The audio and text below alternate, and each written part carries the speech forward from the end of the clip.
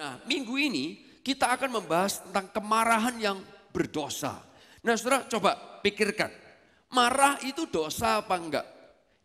Ada orang yang sedikit tegas, sedikit sudah merasa berdosa. Tapi ada juga orang yang gini saudara, sudah marah sampai meledak-ledak kayak orang gila, caci maki sana, olok sini, tapi dia nggak merasa bersalah. Nah, dalam ajaran Yesus, saudara, ada dosa yang gini saudara, ada dosa yang tipenya besar kecil nggak ada. Tapi yang ada itu adalah gini saudara, dosa yang jelas. Dosa yang jelas pasti salah. Contohnya misalnya gini, membunuh itu sudah pasti salah. Betul saudara ya? Dosa yang jelas. Mencuri itu dosa yang pasti jelas salah. Tapi tahukah saudara, ada juga dosa yang gampang untuk dibenarkan, diterima. Sebagian orang akan bilang, kalau itu sih gak apa-apa. Contohnya misalnya gini, berbohong. Sebagian orang berkata, oh aku kalau cuman ngomong gitu kan belum tentu berbohong. Aku cuman menyampaikan apa yang tidak semestinya. Anda tahu yang saya bicarakan? Enggak kok, aku enggak bohong, cuma nipu. Bapak Ibu Saudara, atau kita bisa punya 1000 macam alasan untuk berkata bahwa aku tidak berbohong. Nah, yang berikutnya lagi, misalnya gini saudara, gosip. Saudara, orang bisa berkata, enggak, aku enggak gosip. Aku cuman nyeritain aja tentang dia. Aku kan sharing. Saudara tahu apa yang saya bicarakan? Ya, kita bisa membenarkan, ada dosa yang gampang dibenarkan. Tapi Bapak Ibu Saudara, demikian juga dengan marah. Marah itu seringkali dosa yang gampang dibenarkan. Contohnya, kita bisa seandainya ada berapa, sekali lagi saya mau tanya, ada berapa yang pernah marah dalam hidup ini? Yang di bawah boleh angkat tangannya tinggi-tinggi? Yang pernah, terima kasih, haleluya. Yang di atas saya boleh bertanya, ada berapa yang pernah marah dalam hidupnya? Boleh angkat tangannya tinggi-tinggi yang di atas? Wow, luar biasa banget. Nah Bapak Ibu, semua kita ini pernah marah. Tapi saudara pernah gak waktu saudara marah, lalu kemudian saudara berkata gini, mestinya aku nih gak apa-apa. Aku sebenarnya ini gak apa-apa, tapi gara-gara dia. Betul gak saudara? Kalau kamu gak kayak gitu, ya aku gak marah. Betul gak saudara? Kita bisa membenarkan apa yang kita salah.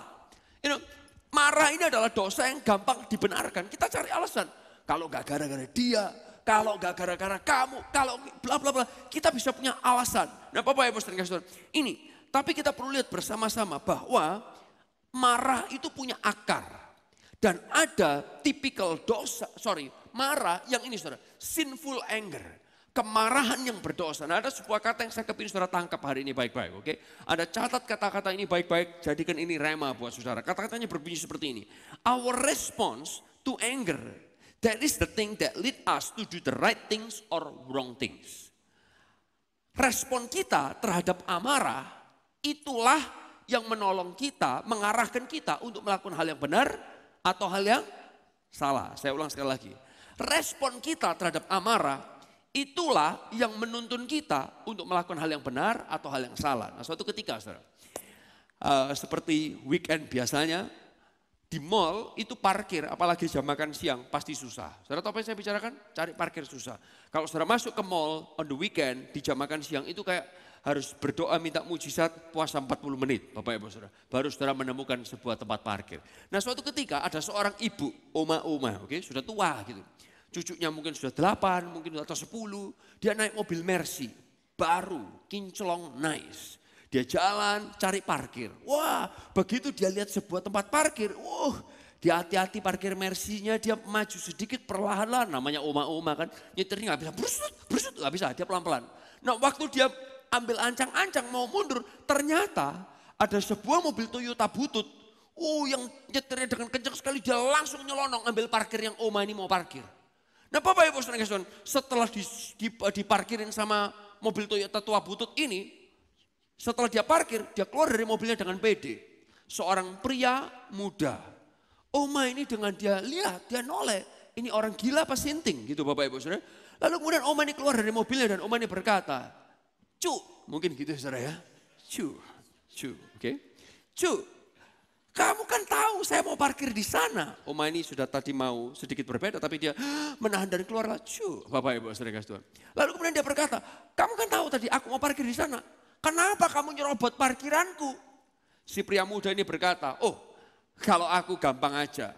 Karena aku muda dan gesit. Kamu pelan. Dia dengan bangganya saudara. Dia terus jalan masuk ke mall. Si Oma ini jengkel sekali dengan orang ini ya. Kira-kira apa yang akan dia lakukan? Dia berpikir lalu kemudian orang ini mau masuk pintu mall. Baru dia pegang pintu mallnya. Tahu-tahu. What?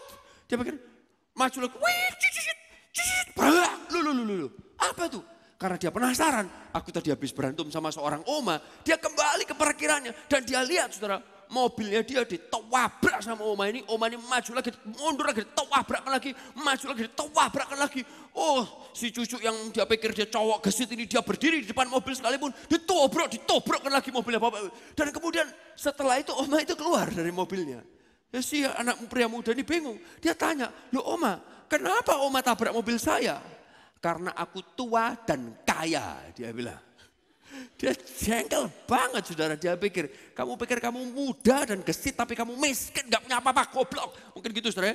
Tapi Oma ini dia marah, dia jengkel banget, dia tobrokkan mobilnya berulang. Aku tua dan aku kaya, mobilku hancur, gak apa-apa, asuransi yang ganti.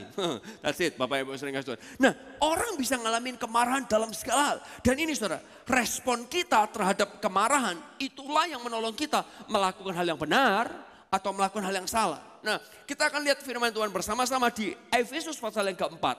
Paulus bilang apa? Ayat 26 sampai 27. Kita baca sama-sama dengan suara yang keras. Saya berharap saudara membaca ayat ini dengan suara yang lantang, suara yang bersemangat. 2, 3. Apabila kamu menjadi marah, janganlah kamu berbuat dosa. Sampai di situ, stop dulu. Apabila saudara jadi marah, janganlah saudara itu berbuat dosa. Artinya gini saudara, kita punya respon terhadap kemarahan, itu bisa diatur. Akan menuntun kita untuk melakukan hal yang benar atau melakukan hal yang salah. Apabila kamu menjadi marah, janganlah kamu berbuat dosa. Nah lanjutkan, janganlah, apa Bapak Ibu Saudara, matahari ngapain? Terbenam sebelum padam amarahmu.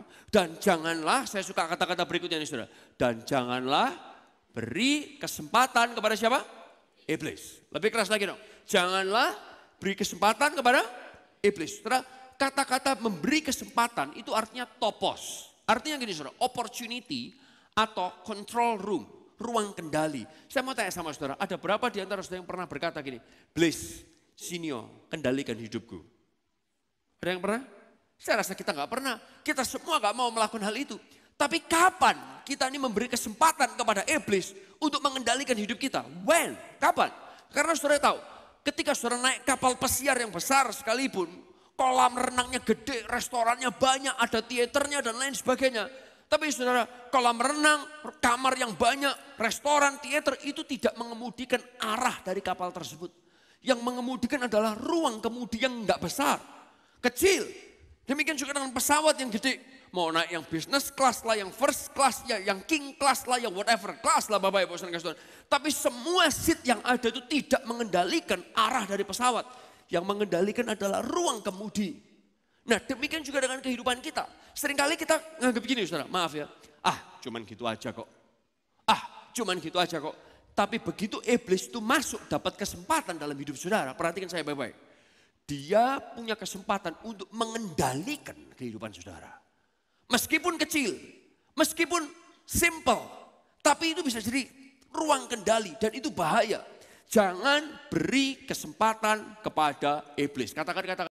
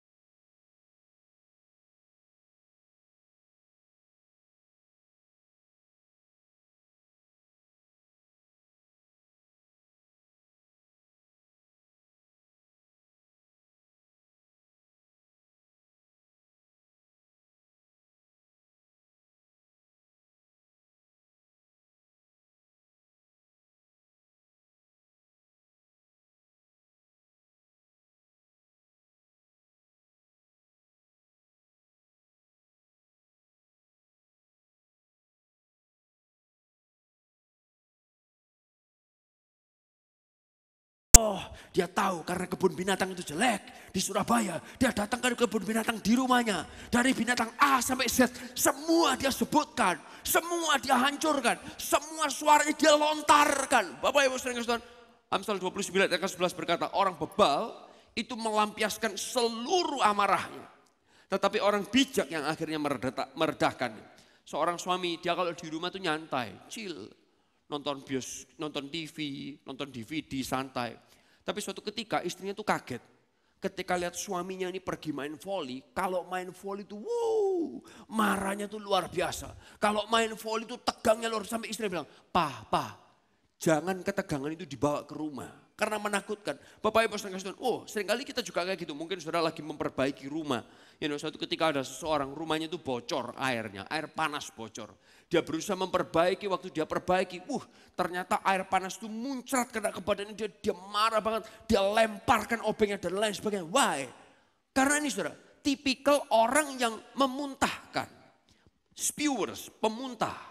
Nah Bapak Ibu Saudara, ini kita keluarin kita rasa baik. Tapi tahukah saudara, ketika kita keluarin kita rasa baik, belum tentu itu baik buat orang di sekitar kita.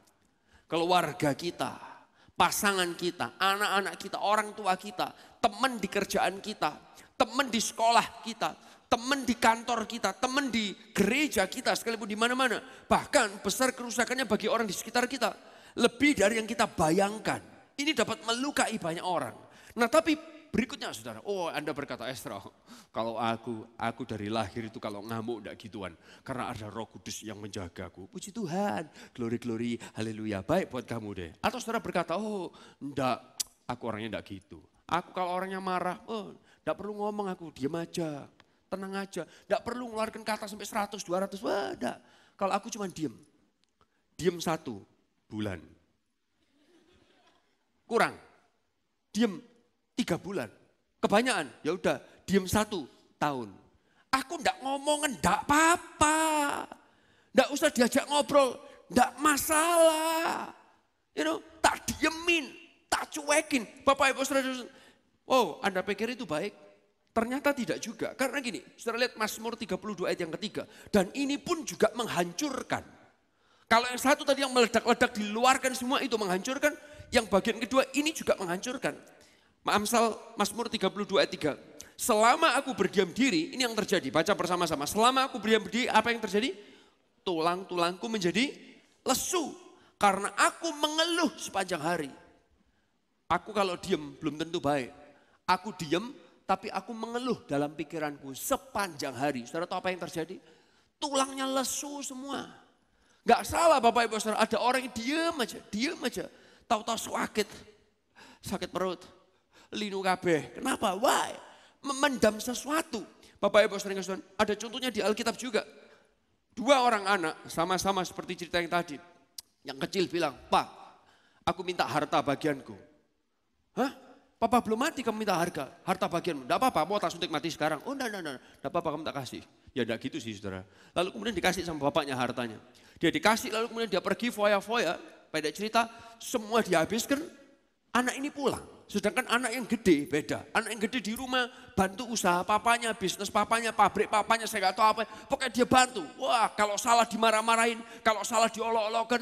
Nah waktu anak ini pergi, tidak diceritakan oleh Tuhan Yesus dia pergi kemana anak ini. Tapi waktu anak ini balik kaget. Loh ada apa itu? Di rumah pasang terop, saudara pasang tenda, panggilkan DJ, panggilkan bartender, teman-teman diundang semua, itu catering dari mana-mana datang Bapak Ibu Saudara. Dan kemudian anaknya yang gede itu datang dan kemudian tanya, "Mbak, ada acara apa?" Mbaknya bingung dengan terlalu aksen, itu loh kok, sinyo. Hah? Sinyo ada sinyo. Hah? Sinyo kenapa? Sinyo akhirnya pulang. Sinyo siapa Mbak? Itu loh kok sinyomu. Sinyo siapa? Sinyo adiknya aku. Aduh papa tuh seneng banget. Semua langsung disuruh bikin pesta sekarang. Dipanggilkan terop, dipanggilkan RT, Pak RW semua suruh ikut upacara pembukaan. Mungkin gitu kata sambutan Bapak Ibu Saudara. Mungkin gitu ya. Nah pokoknya papa so happy-nya. Pembantunya pun lagi lagi lebay Bapak Ibu Saudara. Lalu kemudian si Koko itu berkata, "What? Papaku itu aneh. Aku nih yang bantuin kerja, enggak pernah ditolong, enggak pernah dibikinkan pesta. Tidak pernah dirayakan. Oh, hari ini, bulan ini omset naik. Tidak ada perayaan. Adikku ini ngabisin duit, malah dirayakan. Saudara tahu apa yang kokonya ini rasakan? Dia rasakan marah banget. Sampai perhatikan. Perhatikan ayat ini. Lukas 15 ayat yang ke-28. Maka marahlah anak sulung itu. Dan dia ngapain? Gak mau masuk. Simpel kan? Loh enggak salah kan? Loh aku enggak apa-apa loh. Jangan ngomong aku marah ya. Jangan ngomong aku marah loh. Listrik enggak tak cabut loh. Genset enggak tak matiin loh. Itu minuman enggak tak pecahin semua. Makanan enggak tak obrak-abrik. Tapi enggak mau masuk. Sampai ayat itu berkata ini. Lalu ayahnya yang keluar dan berbicara dengan dia. Saudara, Yesus kalau bikin cerita itu powerful banget. Nah Bapak Ibu saudara, tapi ini yang menarik. Saudara perhatikan cerita ini. Ketika anak sulung ini gondok, saudara tahu apa yang terjadi? Papanya yang keluar dan berbicara dengan dia. Hari ini kalau saudara datang, saudara berkata, ya memang sih aku ini punya banyak kemarahan. Tapi aku enggak marah-marah kok. Karena aku sudah diubahkan. Oh enggak, bukan karena saudara sudah diubahkan. Karena gaya marah saudara itu direbus. Saudara tahu apa yang saya bicarakan? Dipendem. Saudara tahu apa yang terjadi? Oh, jangan gaya saudara. Waktu saudara diem aja, bukan berarti saudara teman-teman yang lain baca Alkitab 1 tahun 1 kali, saudara baca 17 kali. Enggak, cuman gaya marahnya aja beda. Direbus, dipendem. Nah Bapak Ibu saudara, ini pun juga menghancurkan kehidupan saudara.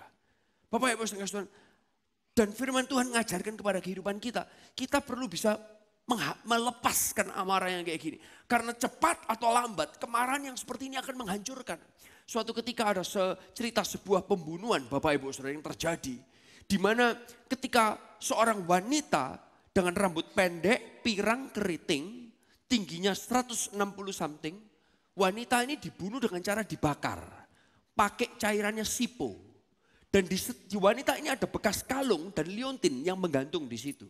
Dari satu wanita, kemudian polisi menemukan lagi ada cerita wanita tingginya kurang lebih sama, rambutnya tipikalnya sama, dibunuh dengan cara yang sama, cairan sipo dengan digantung lehernya dan juga ada kalungnya, liontinnya kok mirip. Dicari lagi Bapak Ibu Saudara, ditemukan lagi korban wanita dengan kasus yang sama.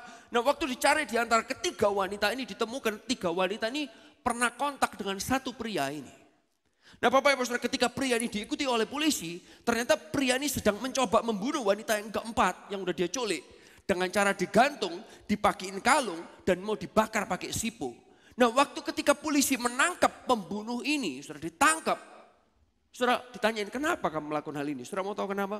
Karena waktu dia usianya 6 tahun, 7 tahun, dia tuh suka dimarahin sama mamanya. Mamanya tuh berambut pirang, keriting, pendek, tingginya 160-an.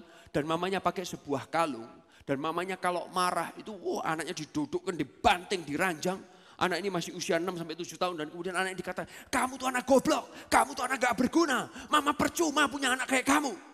Dan Bapak Ibu Saudara, anak ini duduk. Ketika dia duduk, mamanya itu kelihatan segini tingginya. Dan begitu setelah mamanya marah-marah, mamanya ambil rokoknya, dia nyalakan siponya, cekling. Dan kemudian dia menghirup rokoknya, dia ngepulkan asapnya. Di situ anak itu tercengang dan berkata, awas kamu.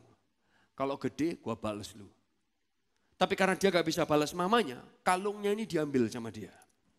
Oleh karena itu dia bunuh orang yang tingginya setinggi mamanya dengan cara digantung.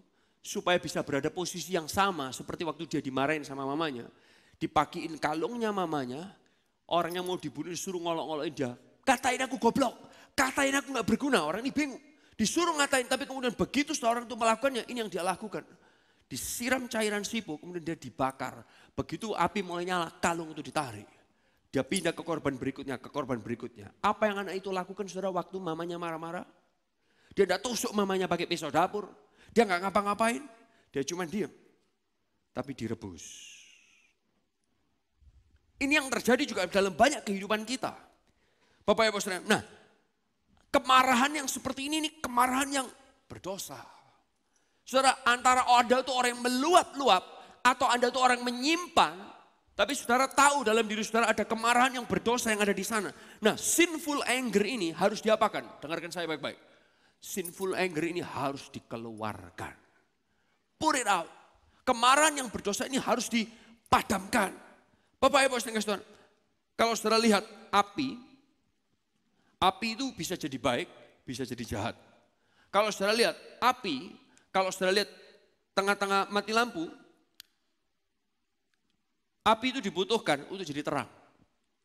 Ketika saudara lihat, saudara mau masak sesuatu, Anda butuh api, Anda nyalakan apinya, itu nolong memanaskan sesuatu. Tapi Bapak Ibu saudara, ketika api itu nggak nyala pada tempatnya, api itu bisa menghancurkan, menghanguskan, membakar semua hal. Saudara tahu, tapi kalau ketika sebuah api tidak dibutuhkan, sebetulnya saudara punya kemampuan untuk melakukan satu hal. Apa kalau saudara nggak butuh api itu? Saudara lakukan apa? Saudara padamkan. Caranya gimana? Gampang. Ditiup. Selesai. Why? Dan ini tapi seringkali kita nggak bisa lihat. Amsal 17 ayat yang ke-14 itu berkata, membuka pertengkaran itu kayak seperti membuka jalannya air. Jadi undurlah sebelum perbantahan dimulai. Saudara ada yang berkata gini, oh gak bisa, kalau aku memang gayanya gini kok Esra. Aku gayanya memang ya sudah, ya itu tadi kan, daripada tulangku sakit semua ya tak lontarkan, tak sampaikan, aku memang orangnya gini. Waduh, ya saudara aku memangnya orangnya diem kok. Tapi saudara tahu minggu lalu sempat kita bahas, kalau saudara lagi marah-marah, naik dari suara level 1, level 2, level 3, level 4 sampai level 8, 9, 10. Tahu-tahu ada telepon yang harus saudara terima, apa yang saudara lakukan? Habis, halo, betul gak? Kecuali kalau sudah memang, halo, apa, cepetan. Itu remnya sudah blong berarti saudara. Bapak Ibu saudara kasih Tuhan, Anda tahu yang saya bicarakan. Nah, tapi karena ternyata gini saudara, kemarahan, it's a learned behavior. Kemarahan itu adalah sikap, kebiasaan, ya, kebiasaan yang dipelajari. You have the ability to control it. Anda tuh punya kemampuan untuk mengendalikannya. It's a learned behavior. Nah doa kita Anda semua tuh bisa jadi orang yang membawa damai, bukan membawa kemarahan dimanapun saudara berada. Yang setuju katakan yes? Yang setuju katakan yes? Nah Bapak Ibu saudara, saya ingin ajak saudara lihat sebuah cerita. Suatu waktu ada seorang anak, dia lahir dalam sebuah keluarga yang gini, oh perfect banget. Papanya seorang dokter yang baik, mamanya itu seorang yang dicintai masyarakat. Karena mamanya itu baik banget, sama banyak orang mamanya itu baik. Nah keluarga ini berjalan baik-baik saja sampai ketika anak ini berusia 10 tahun. Saudara. Waktu mereka lagi pergi keluar kota sama-sama, terjadilah penembakan liar di kota itu. Nah 4 orang terbunuh termasuk mamanya. Nah perhatikan saya baik-baik. Waktu mamanya terbunuh, kehidupan anak ini mulai jadi berubah. Anak ini jadi anak yang kayak gini. Papanya mulai kehilangan iman kepada Tuhan. Papanya kepingin mamanya balik banget. Dia nggak terima masihan mamanya itu mati, istrinya mati. Dia nggak terima sampai dia mulai meninggalkan Tuhan. Dan perhatikan saya baik-baik. Orang ini mulai tambah lebih parah berhubungan dengan roh-roh kegelapan. Dan berusaha memanggil arwah istrinya ketemu sama dia. Nah Bapak Ibu saudara, tapi karena dia benar-benar kesulitan dan hidupnya makin kacau balau. Suatu ketika dia ketemu dengan sebuah pintu yang dikutuk. Pintu ini dikutuk, katanya pintu ini bisa mendatangkan arwah orang yang mau kamu dekati. Tapi masalahnya gini saudara, waktu orang ini mendatangkan pintu ini, saudara perhatikan saya baik-baik. Pintu itu dibuka, arwah istrinya gak muncul-muncul. Tapi ini yang justru terjadi. Papanya tuh jadi orang yang pemarah luar biasa. Karena apa? Waktu pintu ini dibuka, roh iblis itu masuk. Saudara lihat tadi? Awas, kamu marah kalau gak bisa dikontrol. Dosa itu mengintip di depan pintu. Bisa diikuti Bapak Ibu Saudara? Dosa itu ngintip di depan pintu. Dan orang ini gak tahu. Oh amarah itu makin merasuk dalam dirinya. Pintu ini makin gak bisa ditutup. Bapak Ibu Saudara kata, papanya ini makin jadi orang kacau balau. Stres tingkat dewa, bukan tingkat dewi Bapak Ibu Saudara. Nah tahu apa yang saya bicarakan? Itu stres kayak orang gila. Dan papa ini berusaha menutup dan menghancurkan pintu ini, tapi gak bisa. Karena iblis terus menganga menyerang dia. Nah Bapak Ibu saudara, anaknya pun lihat papanya stres. Saudara tahu apa yang terjadi? Anaknya pun juga ikut stres. Jadi kayak orang gila dan gak perlu waktu lama. Dengarkan saya baik-baik. 6 tahun, 6 bulan, 6 hari sejak kejadian papanya stres dan panggil pintu yang dikutuk itu. 6 tahun, 6 bulan, 6 hari akhirnya anak ini mati saudara. Dengan kondisi yang sangat mengenaskan. stres, gak karu-karuan, dan akhirnya dia mati. Saudara izinkan firman Tuhan menjelaskan kepada saudara. Kalau ada kemarahan yang saudara biarkan di sana, kemarahan itu nyerang saudara terus. Nyerang saudara terus. Saudara mau tutup bisa? Gak bisa. Saudara tutup gak bisa. Yang bisa menutup pintu itu kembali hanya Tuhan yang maha kuasa. Yang setuju katakan yes. Tapi yang perlu kita lakukan cuma minta sama Tuhan. God, please, tutup pintunya. Tutup pintunya. Supaya aku gak diserang lagi oleh iblis. Dan saudara perlu tahu, kalau Tuhan yang tutup pintunya, tidak akan ada yang bisa nembus. Yang percaya katakan amin. Waktu orang Israel jalan di laut Teberau, itu laut itu dipisah sama Tuhan. Air laut gak bisa nyerang orang Israel, ditahan sama Tuhan. Tuhan kalau nahan sesuatu itu keren Bapak Ibu Saudara. Dia bisa melakukan sesuatu yang heboh banget. Nah Bapak Ibu Saudara, saya kepingin ajak saudara lihat bersama-sama. Saya gak tahu saudara duduk di tempat ini punya gak amarah yang ngikat saudara. Mungkin sebagian dari saudara yang tipikal yang wah cedar. Oke, kelihatan. Yang lain lagi gak kelihatan. Ma, kok diem aja? Gak apa-apa. Apa-apa? Ya tidak apa-apa. Katanya 3 huruf yang paling mematikan. Bukan ILU, tapi GPP. Loh, jawabannya kok cuman gak apa-apa sih? Diomongin gak apa-apa, gak ngerti. Jawab lagi. GPP, kok. Tambahin kok, saudara. Loh kok GPP kok aja sih? Oh cerewet. GPP kok titik. Lumayan kan? Loh kok pendek-pendek? Sudah lebih panjang daripada yang pertama. Wush, ketus banget gitu loh. Masih ada di sana. Saya ingat banget. Saya ini bertumbuh jadi anak yang gini saudara. SMP, SMA. Saya itu bukan bandel yang kayak suka tawuran, suka ngobat. Yang kayak no. Saya ini cuman bencinya gini saudara. Saya ini suka kurang ajar sama guru. Itu saya. Waktu anak-anak yang paling bandel di sekolah, kumpul sama saya sekalipun, mereka tuh geleng, Serah, kamu tuh gila, itu guru. Tapi saya gak ada takutnya sama sekali sama guru. Gak ada takutnya sama sekali sama guru. Kita masih ingat dulu punya guru, gak punya jempol. RCTI masih ngetop. RCTI oke. Mainan dulu tuh duduk di belakang, anak ditutupin sama tas sekolah, ditawarin, dikewaplakin saudara. Saya mau lakuin itu ke guru saya saudara. Tas sudah di tangan, mau masuk kepalanya gurunya noleh. Wow, mau masuk gak jadi saudara. Sadu-saduan di tengah-tengah lapangan. I don't care, saya gak peduli sama guru. Papan tulis masih zamannya kapur, dihapus, serbuknya dikumpulkan, bukan saya lemparkan ke teman saya, ke guru saya. Lulus SMA, saya tuh gak pernah ngerti soal hal ini. Kuliah, saya cuma mikir, suatu ketika saya ingat saudara, kenapa ya aku tuh dulu sama guru tuh benci banget. Oh benci banget Bapak Ibu saudara. Guru resek, saya pernah dicekik sampai diangkat saudara. Gampang aja, guru naik sepeda motor kan, ambilin aja betadin yang banyak siramin di helmnya. Dia pakai, otaknya disembuhkan oleh Tuhan. Tapi kemudian saya ingat Bapak Ibu saudara, ada kepahitan masa lalu. Waktu saya SD, saya sekolah, papa saya bosnya yang punya sekolah. Yang jadi wakil pengurus sekolah itu gegeran sama papa saya nggak tahu masalahnya apa. Saya nggak ngerti umur 7 tahun. Nah wakil kepala sekolah ini mangkel sama papa saya jadi pelampiasan. Setiap hari guru kelas saya selalu tanya, Esra bagaimana? Esra bagaimana? Umur 6 tahun. Setiap hari saya tuh bukan dipanggil ke kantor kepala sekolah. Wah kantor kepala sekolah kecil, opil. Tapi ini wakil pengurus sekolah. Ibu-ibu, mak-mak tuwek, welek Bapak Ibu Saudara. Dan selalu melontarkan pertanyaan yang nyekak saya. Saya pikir, mak kau ini umur 60 lewat goblok. Tanya ambil arek umur 6 tahun. Dan tanya itu memojokkan. Dalam hati saya gini, kurang ajar banget kamu ya. Kalau aku sikat kamu sekarang, pertama aku kecil. Kedua, kamu punya supir yang akan nolong kamu. Kalau enggak, ini semua orang kamu panggil. Ketiga, paling nanti suamimu juga ikut ngomong. Mau tajabut ke kacamatanya tak lemparin ke mukanya, aku juga gak bisa, terlalu kecil.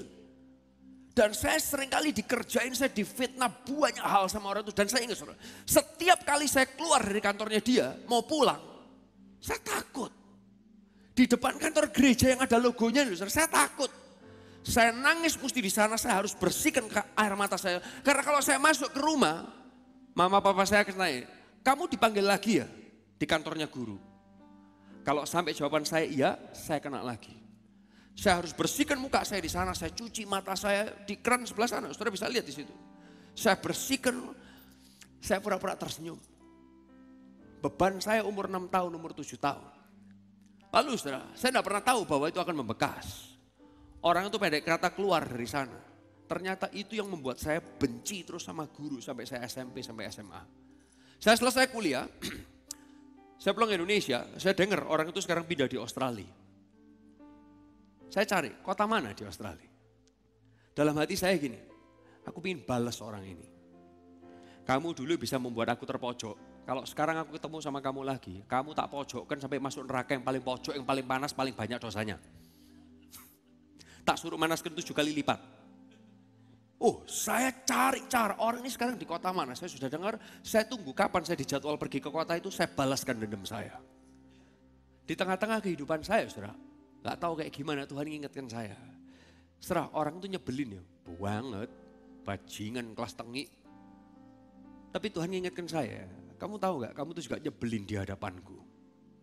Wow, enggak Tuhan, aku anak pendeta, tidak pernah melakukan hal yang jelek, membaca Alkitab sehari 20 fatsal, 1 tahun 70 kali, berdoa sehari 6 jam, ngomong kosong semua.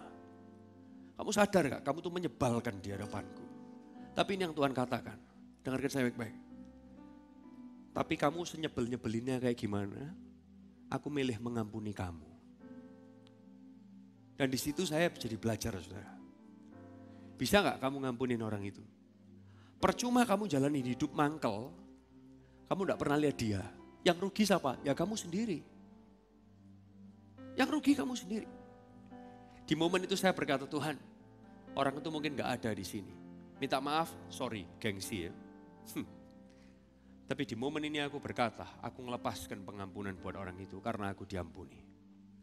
Sudah ingat kata-kata ini? Forgiven people, forgive. Orang yang diampuni bisa ngampuni. Lihat mata saya sebentar. Kenapa saudara gak bisa ngampuni orang yang bersalah kepada saudara? Karena seringkali kita lupa bahwa kita ini juga banyak salah di hadapan Tuhan dan kita ini diampuni. Kalau saudara sadar, saudara juga sering diampuni Tuhan, saudara bisa ngampuni orang yang bersalah kepada saudara. Dan di momen itu saya lepaskan hati saya. Tuhan mungkin aku gak lihat orangnya, tapi aku coba ngampuni. Aku coba ngampuni. Di momen itu saya baru bisa ngelihat, oh kita perlu mentor dalam kehidupan. Bapak Ibu sering kasih Tuhan. Pagi hari ini saya tahu jam kita udah habis. Tapi saya boleh gak pinjam waktu saudara sebentar? Saya cuma kepingin ngajak saudara gini sih. Sebelum kita berdiri, sebelum kita nyanyi, saudara gak usah bingung dulu. Perlu kita ngaku di hadapan Tuhan. Banyak orang bisa buat saudara sakit hati. Banyak orang. Entah orang tua saudara, entah pasangan saudara, entah anak saudara, entah teman di gereja sekalipun, teman di kerjaan, siapapun, atau guru saudara seperti saya. Dan saya nggak tahu. Sebagian dari saudara-saudara mungkin duduk di tempat ini dengan kepahitan-kepahitan masa lalu itu. Saudara tahu itu apa? Itu kemarahan yang berdosa. Anda lampiaskan atau Anda simpan. Saya nggak tahu mesti kayak gimana ngomongnya. Di pagi tadi saya nggak ngomong soal hal ini, tapi ini yang saya rasa Tuhan kepingin sampaikan kepada saudara. Karena ketika kemarahan ini disimpan, kemarahan ini bisa merubah gaya hidup saudara. Banyak orang punya kebiasaan buruk yang aneh. Gak jauh-jauh kok, gak ribet-ribet kok. Bukan roh apa, kenapa? No. Cuma nyimpen kepahitan masa lalu. Dan dendam itu gak pernah dilepasin. Hari ini Bapak Ibu Saudara, saya berharap kita semua keluar dari tempat ini dengan hati yang sudah dibebaskan oleh Tuhan.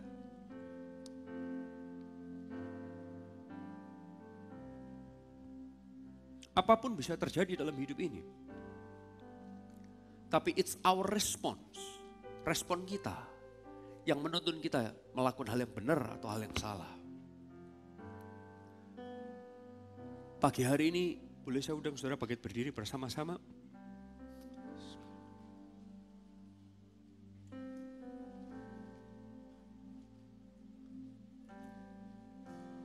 Saya ngajak semua mata dipejamkan pada pagi hari ini.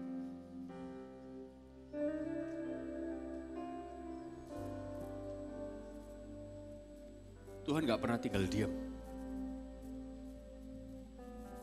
Mungkin Anda berkata, Esra gak apa-apa kok selama ini.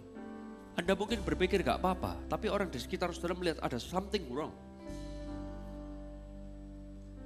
Atau Anda mungkin berkata gak apa-apa sekarang, Anda gak tahu mungkin tahun depan meledak, bulan depan meledak. Atau saudara sudah meledak-ledak selama ini. Anda tanya masalahnya di mana? Saudara, buat saya tuh, saya nemukan belasan tahun. Saya baru realize, saya punya kejengkelan waktu saya usia 7 tahun, 6 tahun. Saya ingat banget saya di kantor, saya dipojokkan, disetrap dengan kipas angin yang muter-muter gak jelas. Saya ingat banget. Saya tahu itu setelah belasan tahun, saya baru tahu. Hari ini saudara mungkin berkata, Esra itu udah 20 tahun lalu. Hey, that might be it. Mungkin itulah yang ganggu hidup saudara. Dan hari ini saya rasa saudara, tidak ada alasan apapun untuk berkata, enggak, aku gak mau lepasin, aku mau biarin aja. No. Karena gini, Yesus memikirkan mengampuni saudara ketika saudara itu menjengkelkan. Ketika saudara menyebalkan, Yesus itu memikir mengampuni saudara, tidak mikir menghancurkan hidup saudara. Kalau saudara diampuni, saudara juga bisa mengampuni orang lain. Semua mata dipejamkan.